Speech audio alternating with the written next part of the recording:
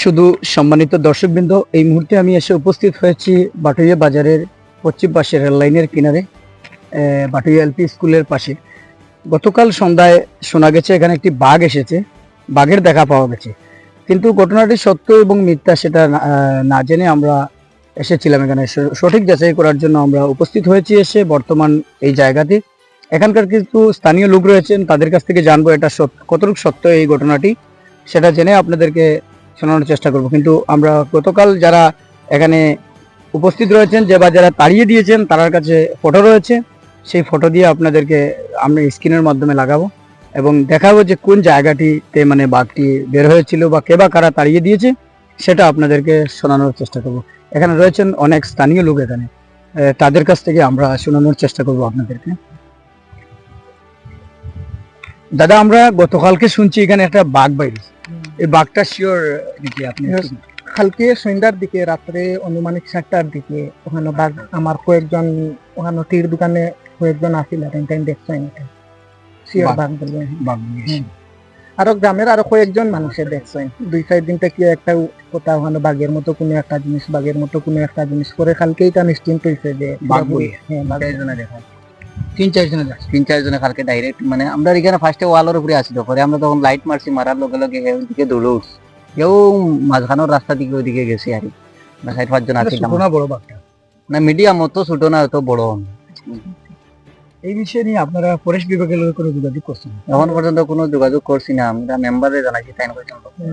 আমি আপনার এই ভিডিওর মাধ্যমে আমার ফরেস্ট ডিপার্টমেন্টের যে বা যারা আছেন জানতাম যে আমি অনুরোধ করি বিষয়টা তদন্ত করিয়া সত্যি যদি জিনিসটা হয় তাহলে আমরা রক্ষা করতাম আর বাঘটা ধরার চেষ্টা করতাম। বর্তমান এলাকা মানে আতঙ্কের মধ্যে, এটা পুরাপুরি আতঙ্ক। কালকে রাত্রে যখন 7টার দিকে আপনার ছড়াইছে তখন সব মানুষ প্রায় আতঙ্কিত, কারণ অনেকে তো গরু মহিষ পালন করে, ছাগল পালন করে।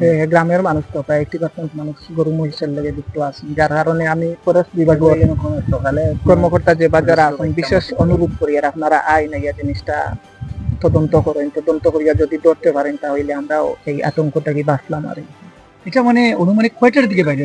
দিনের দিকে? কালকে সন্ধ্যার দিকে বাইরে নামাজে যে বাজারা যায়, তো নামাজের পর এসার নামাজের পর 2-4 দিন থাকি শুনি। আর আপনার নামটা? মুমিত। আপনার সম্ভবত এই এলাকার আমি ঠিক আছে, ধন্যবাদ। আপনি দেখছেন এটা? আমি দেখছি না, বাট আমার ভাই তারা দেখছে। তো বাঘটা মানে আপনারা শিওর হয়েছে মানে ভালো? তো আপনারা তো শুনলেন দর্শক, এখানে বাঘ এসেছে বলে, কিন্তু বাঘের দেখা সঠিক এখানে আমি উপস্থিত হয়ে দেখতে পাচ্ছি যে সঠিক এখানে বাঘ বের হয়েছে এবং বাঘের কয়েকটি ফটো রেখেছেন এখানে স্থানীয় কিছু যুবকরা, ফটো সংগ্রহ করে রেখেছেন। আপনাদেরকে আমি স্ক্রিনের মাধ্যমে ফটো দেখানোর চেষ্টা করব।